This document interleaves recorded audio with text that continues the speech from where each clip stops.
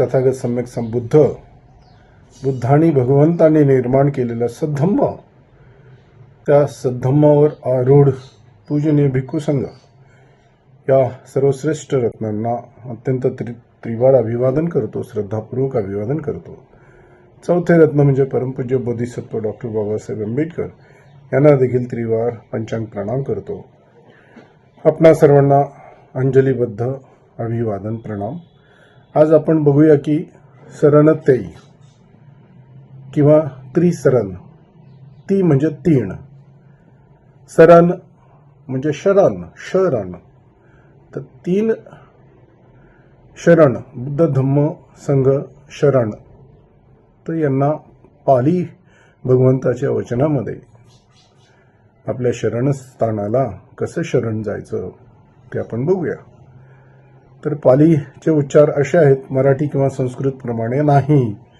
तर पालीचे उच्चार आहे बुद्धांग धम्मांग शरणंग.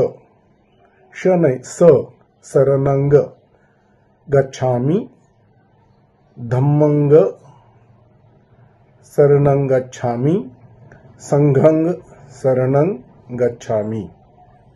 याच पद्धतीने द्वितीयंपी बुद्धंग शरणं गच्छामी, द्वितीयंपी धम्मंग शरणं गच्छामी, द्वितीयंपी संघं शरणं गच्छामी, तृतीयंपी बुद्धंग शरणं गच्छामी, तृतीयंपी धम्मंग शरणं गच्छामी, तृतीयंपी संघं शरणं गच्छामी.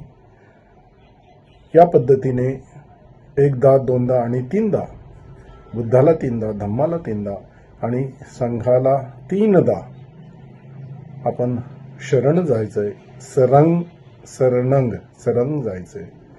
तर या पद्धतीने बुद्धं धम्मं आणि संघं शरणं गच्छामी या पद्धतीने त्रिरत्नांना आपण शरण जातो. या प्रकारे उच्चार हे आपण पालीमधले करायला पाहिजे. इथेच मी थांबतो. सर्वांचे धन्यवाद. सगळ्यांचं मंगल हो, कल्याण हो. साधू साधू साधू.